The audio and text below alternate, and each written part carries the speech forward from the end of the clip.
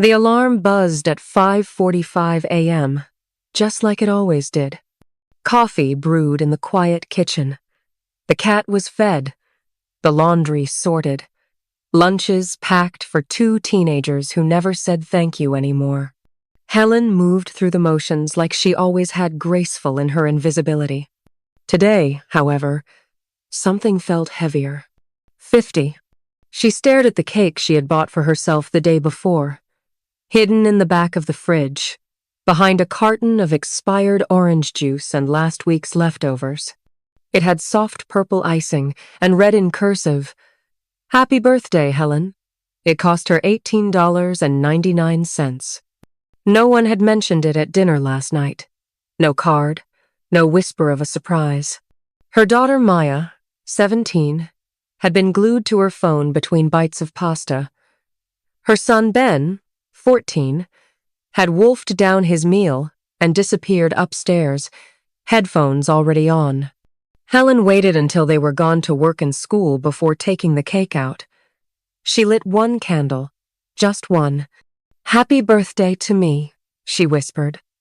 She blew it out in silence. The flame gave a small flicker of protest, then vanished.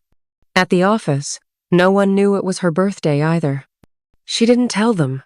What was the point? She smiled politely at meetings, signed forms, laughed at jokes. At 5 p.m., she drove home. The same route, the same traffic light that always turned red at Maple Avenue. At home, Maya was arguing with someone on her phone. Ben was yelling at his video game. The sink was full of dishes. The trash was overflowing. "Mom, we're out of cereal again," Ben shouted without looking up. Maya walked past her without a glance, grabbed the car keys, and called out, "I'll be back later." No one asked how her day was. No one saw the cake box in the trash.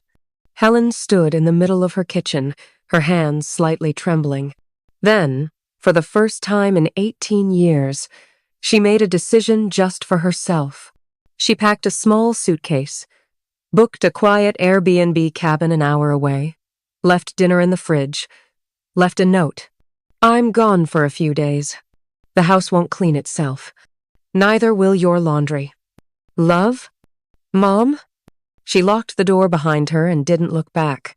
The first day without her barely made a dent. Maya came home late that night, assumed her mom had gone to bed early. Ben microwaved leftovers and left the plate in the sink. No one noticed the note. But by the second morning, the absence was deafening. The alarm didn't go off. Maya missed her morning class. Ben couldn't find clean socks. "Where's Mom?" he asked, half asleep, knocking on her bedroom door. No answer. Maya scrolled through her phone, irritated. She probably left early. Again. Ben searched the kitchen for cereal. Empty.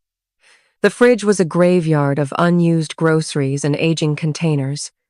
The dishwasher still hadn't been run. The trash smelled. Maya finally noticed the folded note on the counter. She opened it, read it twice. "What the hell?" Ben leaned over her shoulder. "Is she serious?" They reread the lines together. "I'm gone for a few days. The house won't clean itself. Neither will your laundry." Ben looked panicked. "She's not coming back?" Maya rolled her eyes, but a small knot formed in her chest. "She just needs space. It's probably some kind of test." "Is it about her birthday?" he asked, voice low. Maya froze. Silence.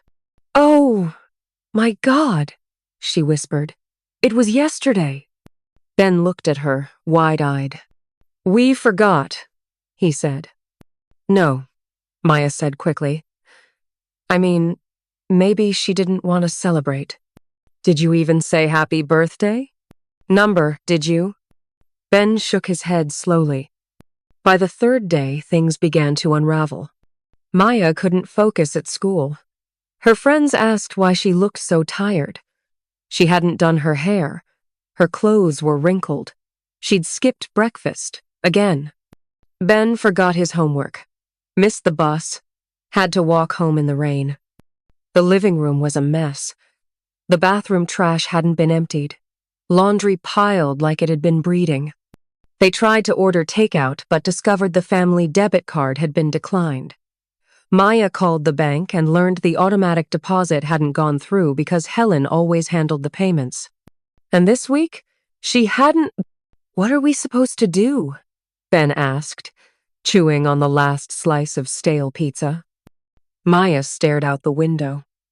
She left us. Ben's eyes welled up. She wouldn't just leave. Yeah? We didn't even say happy birthday. Neither of them spoke for a while. By day 4, they tried to clean. Maya attempted the laundry, added way too much detergent, and flooded the hallway. Ben vacuumed the living room and accidentally shattered a lamp with the cord. They texted Helen. No response. They left voicemails. Nothing. Then Maya remembered the old family photo albums. She hadn't touched them in years. She opened one. Helen was younger, tired-looking but smiling, holding a baby Ben, with Maya clinging to her hip. Another photo. Helen in the kitchen, flour on her cheek, a tray of cookies in her hand. Maya and Ben at the table, grinning wide. Another. Helen asleep on the couch, Maya curled at her side. A note taped to her forehead that read, "World's Best Mom." Maya closed the album. Her hands shook. I didn't even buy her a card. Ben looked up from his phone. Do you think she's okay? I don't know, Maya whispered. But I think she finally got tired. By the 5th day, the silence wasn't just unsettling. It was haunting. No calls, no messages, no clues. Maya sat on Helen's bed unmade, for once, and stared at the framed photo on the nightstand. The 3 of them, taken last Christmas. Helen wore that tired smile again, the kind that looked pasted on. Maya had never noticed how faded her mother's eyes looked in that shot. Ben stood in the doorway, arms crossed. What if something happened? She left a note, Maya said flatly, though even she no longer believed it was enough. She needed space. She's never done this before. She's never been invisible this long either, Maya muttered. They checked her phone records online. She hadn't called anyone since the day she left. Ben logged into her email. No replies, no new messages. I think she turned her phone off, he whispered. Maya grabbed Helen's old planner from the desk drawer. Flipped through months of to-do lists. Oil change, PTA meeting, therapy at 2 p.m., call the plumber, Ben's dentist, Maya's recital, groceries. Always crossed out neatly in blue ink, until last week. The last written entry was a single sentence in the margin. If I disappeared, would they notice? Maya slammed the planner shut. By the 6th day, desperation set in. Ben printed flyers. Maya went to the police. She's an adult, the officer said. No signs of distress? No evidence of foul play? She's our mom, Maya snapped. She doesn't just disappear. She left a note, the officer replied. She left on her own. But Maya's voice cracked. She never takes time for herself. Never. She did now, the officer said gently. Outside the station, Ben waited on the steps, holding a wrinkled flyer. A photo of Helen, cropped from a family picnic 3 years ago. Maya realized it was the most recent one they had. She's not even in any of our newer photos, Ben whispered. She was always behind the camera. Maya couldn't answer. Because it was true. Back home, the house looked like someone had abandoned it mid-move. The couch was buried under laundry. Dirty dishes lined the sink. Food in the fridge had gone bad. The garbage smelled like vinegar and regret. Ben flipped through television channels aimlessly. Maya tried to read, but her mind replayed Helen's planner. If I disappeared, would they notice? They hadn't. Not really. Maya thought back to all the times she'd ignored the red flags. The quiet way Helen folded clothes after a long day. The missed meals, skipped birthdays, one-sided conversations. All the moments her mother had asked softly for help and been met with silence, or worse, teenage eye rolls. "I don't think she's coming back," Ben said finally. Maya didn't argue. She just stared at the front door, willing it to open. On the 7th day, the search changed. Not because of new evidence, but because Maya stopped looking for her mother's location and started looking into her life. She began with Helen's closet. Rows of carefully hung blouses, modest sweaters, a box of scarves no one wore anymore. Shoes sorted by frequency of use, comfortable flats in the front, heels buried in the back like forgotten ambitions. But tucked behind a worn trench coat, she found a dusty shoebox. Inside, letters, not addressed, not mailed, just written. The first dated back 15 years. Maya didn't look up when I brought her tea. She was glued to her screen again. Ben forgot his lunch and I drove all the way to school to drop it off, but he didn't say thank you. I'm not asking for applause. Just to be seen. Each letter was a silent scream, careful handwriting, bottled heartbreak. "I cleaned the whole house today. No one noticed. No one said anything. They call me strong, but they don't ask why I always look tired. They think I like doing everything. Truth is, I just gave up asking for help." Maya's throat tightened. These weren't confessions. They were receipts. Proof that her mother had been unraveling in slow motion, and they'd all watched without seeing. She read until the sun went down. Then, quietly, she placed the lid back on the box and sat alone in Helen's room, facing the mirror. That night, Ben came in with red-rimmed eyes. "I found her storage box," he said. "From when she was in college. Photos, journals, acceptance letters. She wanted to be a journalist. Did you know that? Number. She had offers. NYU. Columbia." His voice cracked. "She stayed here because of Dad. Because of us." Maya didn't respond. "Did we ruin her?" he whispered.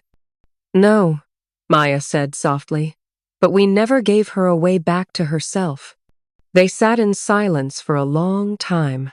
Then Maya stood up. "I think I know where she might be." At dawn, they drove 3 hours north, to a quiet beach town where Helen once took them every summer.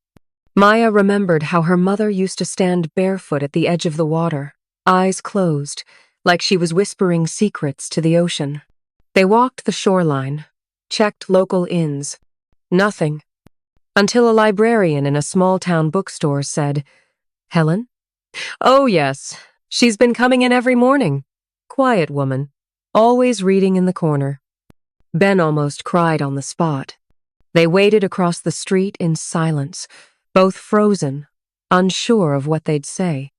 At 10:04 a.m., Helen stepped out of the bookstore. No makeup, hair windblown, a paper cup of coffee in hand. She looked peaceful, not happy, not sad, just whole. Ben opened the car door, but Maya stopped him. "Wait. Why?" "Because maybe this isn't the moment to pull her back. Maybe it's our turn to wait." So they did. They watched her sit on a bench, sipping, watching the waves. And for once, they saw her not as their mother or a servant to their lives, but as a person. A woman who finally chose herself. The sky turned a deeper shade of blue as the wind picked up along the coast. Helen sat alone on the weathered bench for nearly 30 minutes, sipping her coffee and reading from a worn paperback. She looked like someone who had nothing to prove and nowhere urgent to be. And for Maya, watching her from the other side of the street, it was like seeing her mother for the first time, not the woman who cooked and cleaned, who drove to late-night practices or stayed up with a fevered child, but Helen, just Helen. Ben paced beside her, nervous energy brimming under his quiet. "I can't take this anymore," he said. "I have to talk to her." Maya hesitated. "If we go to her now, we make it about us again." Ben ran a hand through his hair. "But we're here, and maybe she isn't ready." He looked at her, confused and frustrated. "She's our mother. She can't just leave."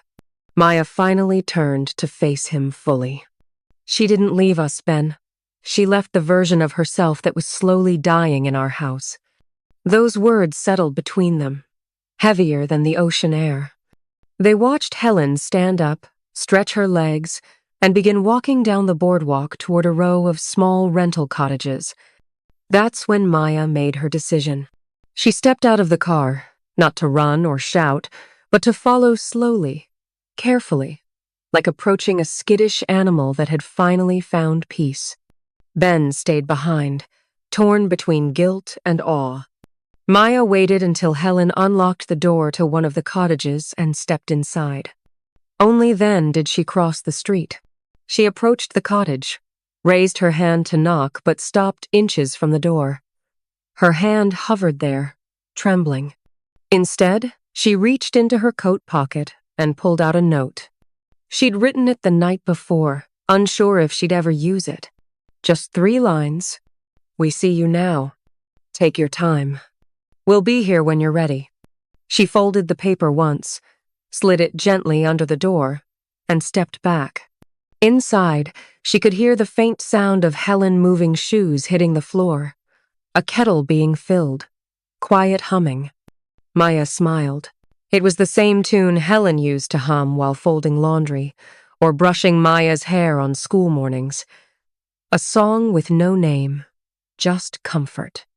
Then she turned and walked back to the car. Ben looked at her expectantly. "Well?" "She's okay," Maya said. He looked past her, eyes searching for more. "Did she say anything?" "No," Maya replied. "But she doesn't need to. Not yet." That night, they returned home to a house that felt quieter. Not because it was missing someone, but because they were finally aware of the silence she used to carry alone. Maya made dinner.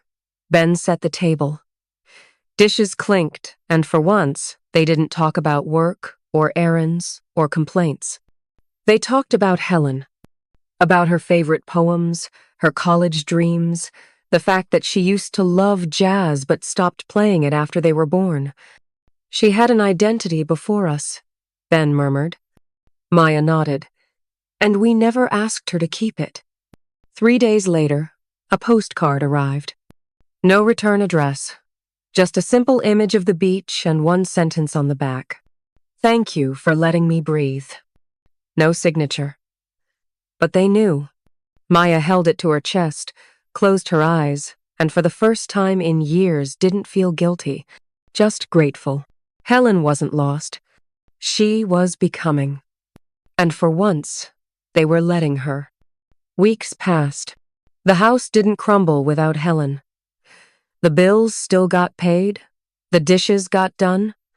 Laundry, groceries, dentist appointments, oil changes, life carried on. But it didn't feel the same. And that wasn't a tragedy. It was an awakening. Ben had always assumed their mother would be there, quiet, reliable, backgrounded like a piece of furniture everyone uses but never notices. Now, he was beginning to understand that she had been the foundation, not the wallpaper. Maya, too, changed. Subtly at first. She picked up Helen's old books, took long walks by herself, stopped filling every silence with noise. One evening, she even turned on Helen's favorite jazz station and let it play softly through the house. The music didn't fill the room, it freed it. Then came the day Ben found the journal.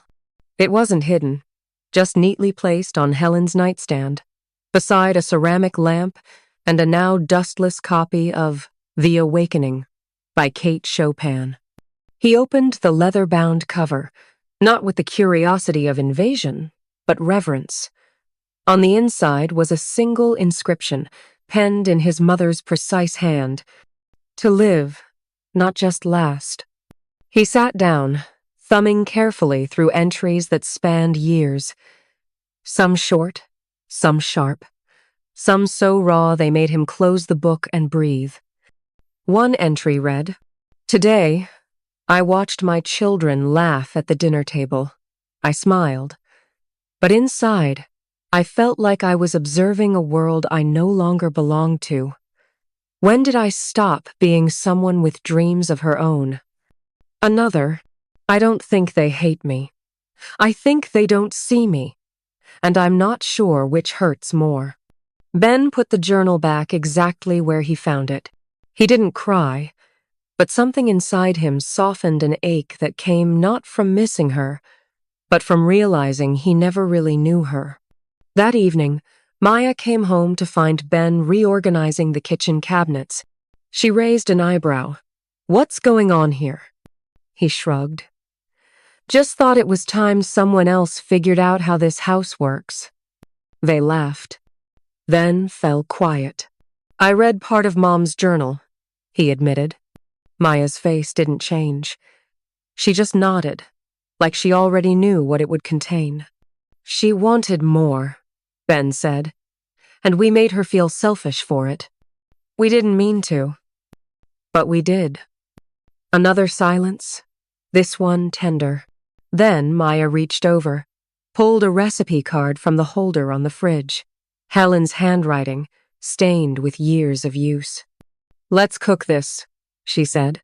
"Properly. No shortcuts. Just like she would have." And so they did. That night, the kitchen smelled like rosemary and roast chicken, like it had on so many Sundays of their childhood.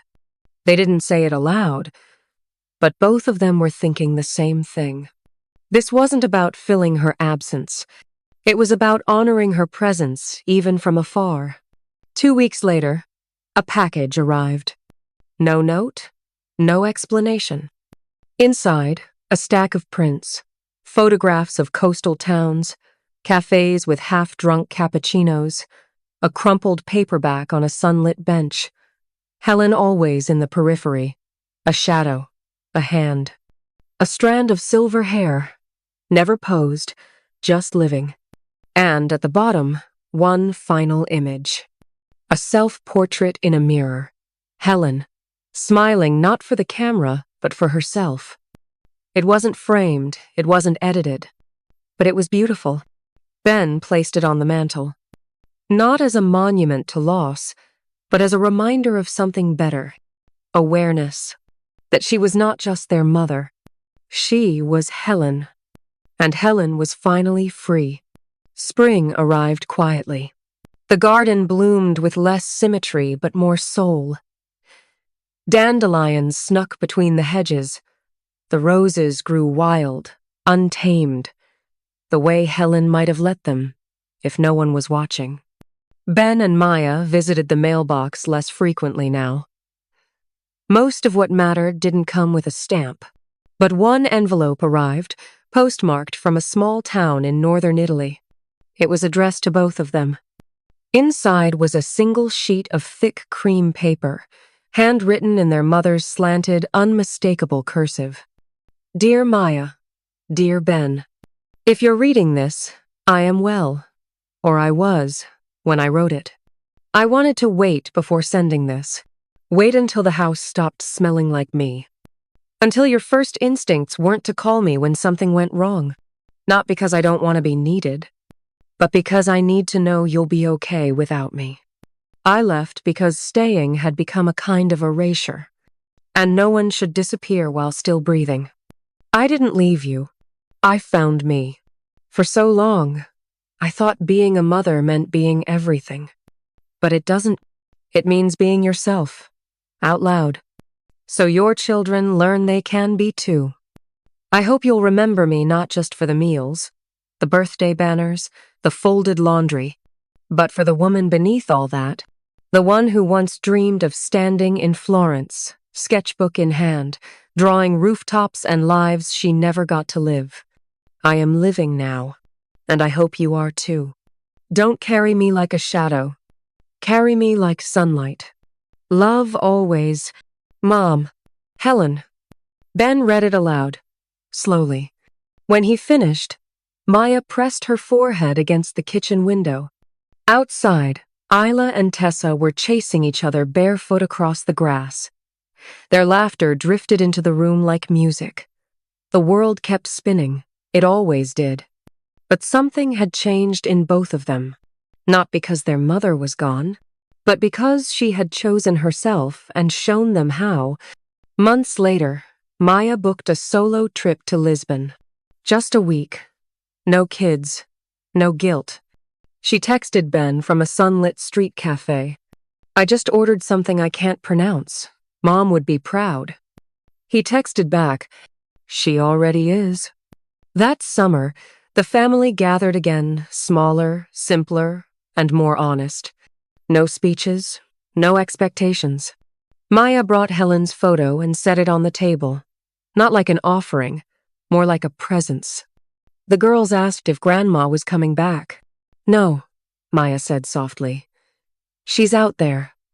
Somewhere with a view. Somewhere that finally feels like hers. Ben added. She sends postcards, in her own way.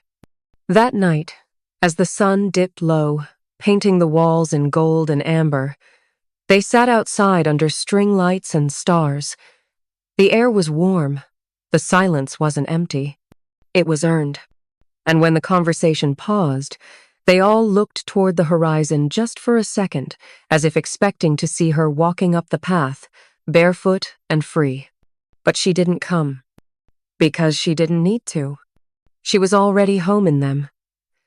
In the boundaries they now honored.